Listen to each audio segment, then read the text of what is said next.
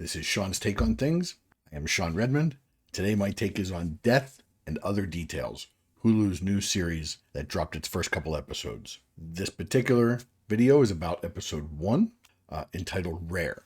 So, this is your spoiler warning. I will assume that you've seen the episode or don't care if I spoil it.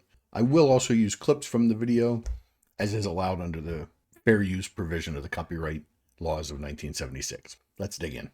So, this is a gentleman detective like Hercule Poirot, any Agatha Christie novel, a cozy mystery like Murder, She Wrote. And so a lot of the stereotypes and tropes and things are going to be used. And that's okay, because that's what it is. It takes place on a boat that has been meticulously set up to look like it's the 1930s. The glassware, the boat itself, the dishes, even the towels, which were the hardest things to find, we hear. And in this contrivance, it makes it feel like an Agatha Christie whodunit. And our detective, Rufus Coatsworth, is the world's greatest detective. We hear him referred to as that. We have no reason to not believe that, but we also don't have any reason to believe it. I am the world's greatest YouTuber. Well, we only have my word for that. We do meet Imogen, and we learn a little bit about their relationship. So the one thing in the first act of a whodunit is you meet all the characters, and that's what this episode did. And we met all of the characters in an enclosed space that they cannot flee.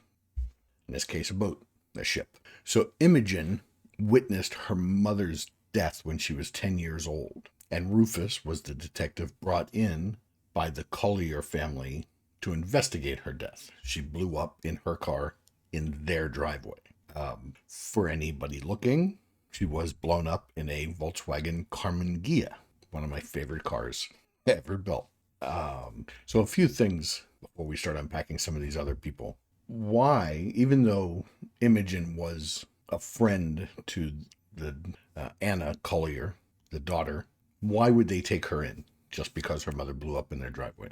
So we see that Rufus takes on the case. He has a connection with Imogen. And what we learn is that Imogen is very smart. We see in a flashback that she is able to, as soon as she knows what a cipher is, that cipher exists, she figures out Rufus. He writes his notes in a code, and she figures out that code immediately. She said, it's gibberish, and he said, no, it's code. The code is, a cipher, it's a substitution cipher. She goes, oh, that word's truth, and she figured out his whole thing. So that's the way her brain works. She's very smart, she's very sharp, she's very quick. So back on the boat, we find out that Rufus never solved her mother's murder. As far as we know, he pushed to a certain point where he needed access to certain things that Lawrence Collier, the father, CEO, patriarch of the family, wouldn't let him. Ends up firing him, calls him a hack. So now we're 18 years after the investigation of Imogen's mother's death on the boat. Now we're on the boat. And shockingly, there's a murder. An arrogant, rude, brash American is spear-gunned to the wall in his cabin. He was supposed to be Keith Trubinsky. He was going to be invested into one of Trip Collier's business ventures. We see Rufus talking to the Chun family, who's on board to invest in the Collier Mills business. Imogen throws a drink at Rufus. But after the murder, we find out, Rufus is put in charge by Interpol, which is interesting that Interpol would put him in charge. But so let's cover some of the people. We briefly meet or see the governor, who's the black woman who's getting a intravenous drip of B12 on the luxury cruise line. B12 is a stimulant, give you energy. It's kind of odd. We do meet the concierge who runs the staff of the boat, and turns out she has her sister, at least her sister and her aunt working there, maybe other family members. And her sister's not very good at her job, although I suspect the concierge is good at her job. We do meet Leela, who is Anna Collier's wife, and there's something odd with Leela. She requested a cabin on the south side of the ship to prevent 5G contamination. We learn a little bit more about what's going on in her brain. I think we did mention in this episode that she recently had an accident. She hasn't been quite the same since the car accident. We do meet the lawyer for the Collier family. His name's Llewellyn Mathers. And Llewellyn Mathers, the lawyer, is played by Jerry Burns, who I know from the show Justified. And he was really good in that. So I'm looking forward. He plays a jerk rather well. So, in a rough outline, we see the bad sister staff member spill a drink on the rude American's watch, and he yells at her in front of everybody that his watch was worth 50,000 American dollars, and he storms off. Imogen takes offense to that.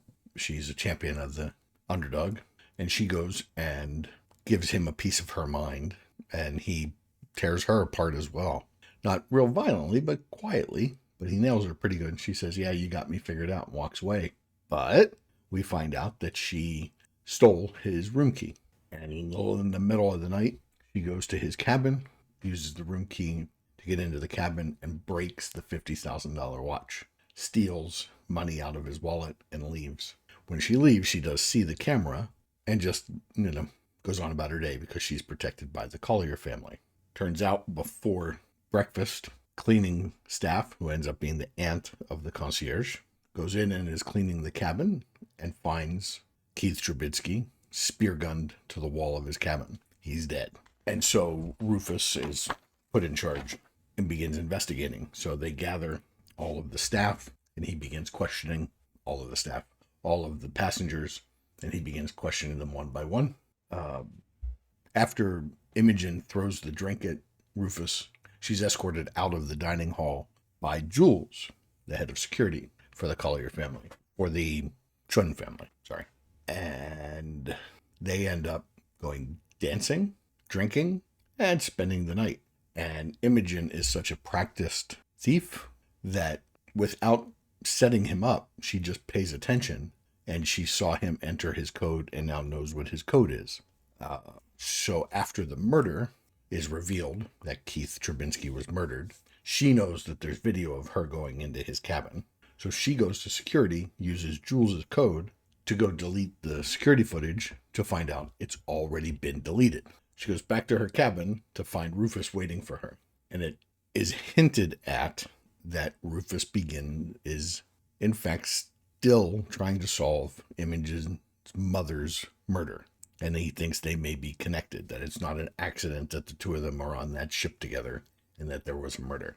The last thing we see is Imogen remembering when Rufus left her and he got in the car, and that's when she realizes that Keith Trubinsky, the dead guy, was actually Rufus's partner. And it said several times that he never works without a partner. So he would have had a partner on the boat. Now that partner's dead. He's going to use Imogen. So that's episode 1. It's off to a pretty good start. They kept it interesting, even though all it was exposition. It was a easy hour to watch. And there's a lot of weight here. Why did Lawrence Collier take in Imogen? Why did he stop Rufus from investigating Imogen's mother's death? What's going to happen next? What was Keith investigating? Why is Rufus working for the Chuns? These are all great things. Let me know in the comments what you think is going to happen. We're going to jump right into episode 2. So see you there.